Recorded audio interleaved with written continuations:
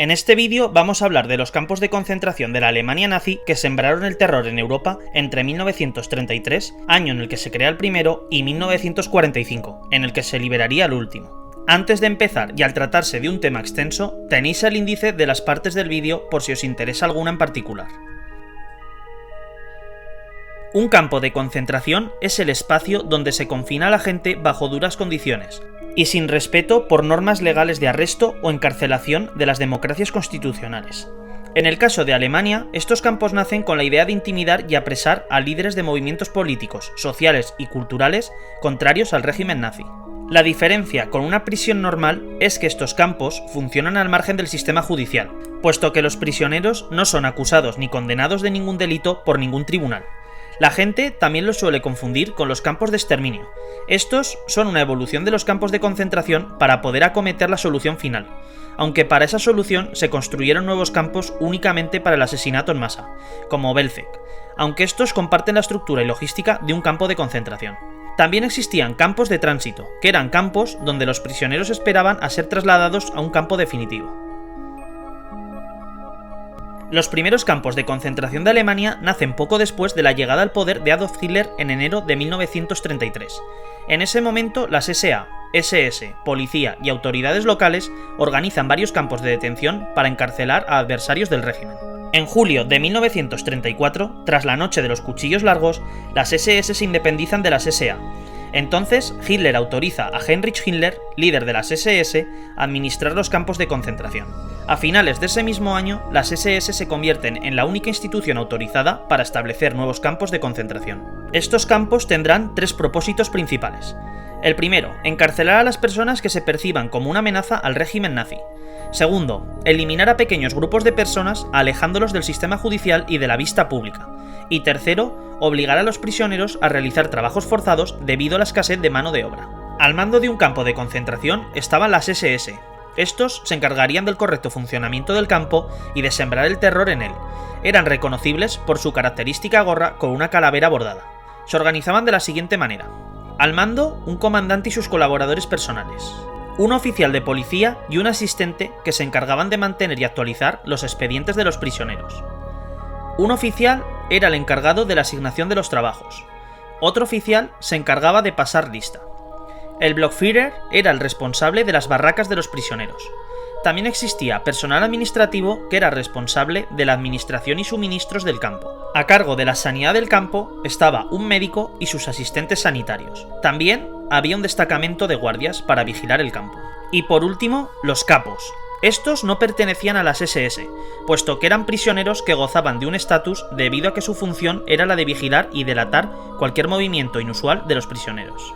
En 1938, el envío de prisioneros a los campos de concentración correspondería únicamente a la Gestapo alemana. En 1939 se intensificaría el trabajo debido a las conquistas alemanas, por lo que al aumentar las detenciones se hicieron necesarios la creación de más campos de concentración. Debido al aumento del coste de la guerra, los campos de concentración se empezarían a construir cerca de recursos estratégicos, para que los prisioneros trabajaran en ellos, como minas o canteras donde extraer recursos importantes para la maquinaria bélica alemana. A pesar de la imperiosa necesidad alemana de contar con una elevada cantidad de mano de obra, las SS siguieron desnutriendo y maltratando de forma deliberada a los prisioneros.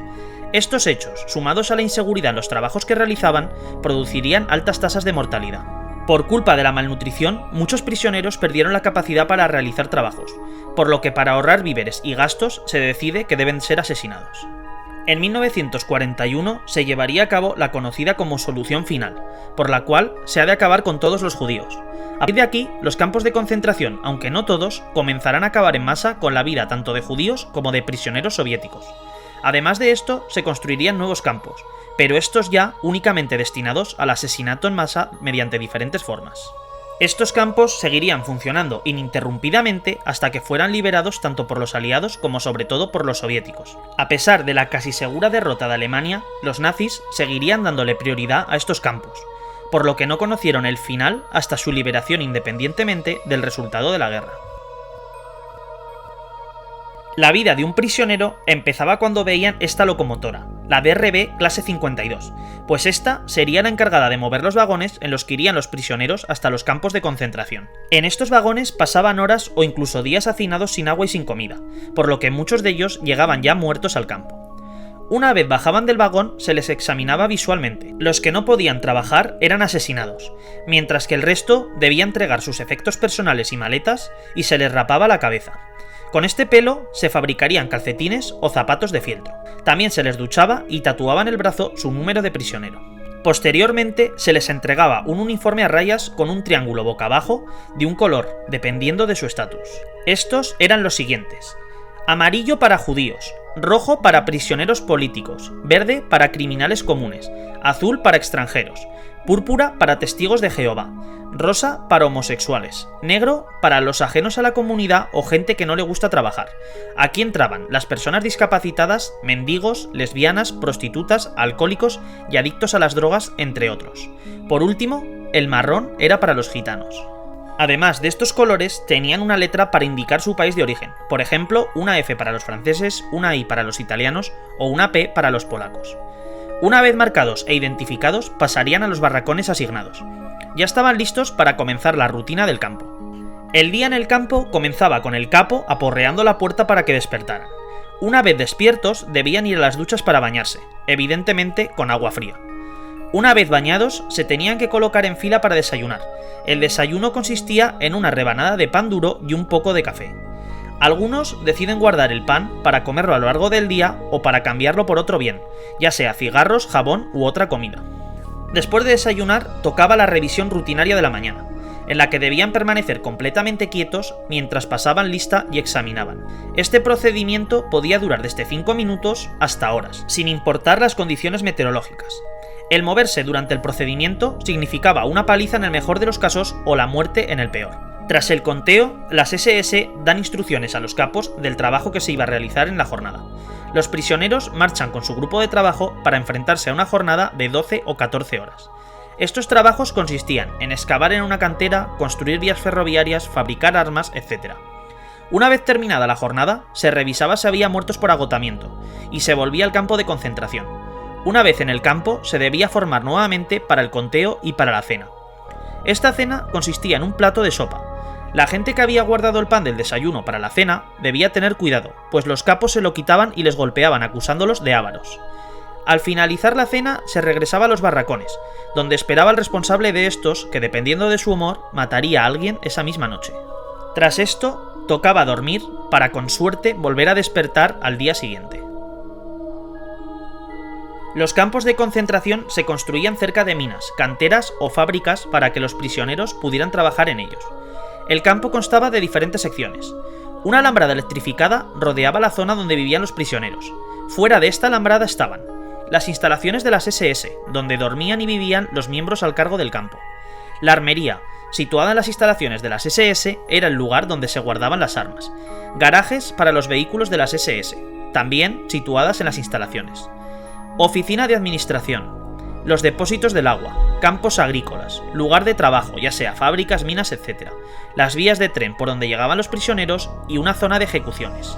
Dentro de la alambrada electrificada se encontraban los barracones donde dormían los prisioneros, la lavandería donde se lavaba la ropa, la enfermería para tratar enfermedades, generalmente a la gente de importancia, las cocinas, donde se cocinaba la comida para el campo de concentración, y las cámaras de gas y crematorios, donde se mataban a los prisioneros e incineraban los cuerpos.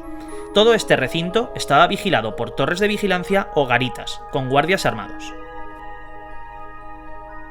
Algunos de los campos de concentración nazis más famosos e importantes fueron los siguientes. Dachau. Este fue el primer campo de concentración que construyó la Alemania nazi. Auschwitz. Seguramente el más famoso, puesto que en él es donde mayor número de personas murieron.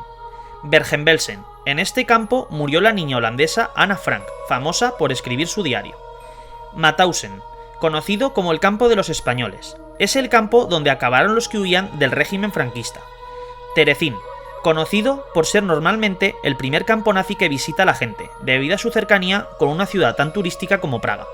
Este campo también es conocido por ser la antigua prisión de Gavrilo Princip, el hombre que provocó la Primera Guerra Mundial.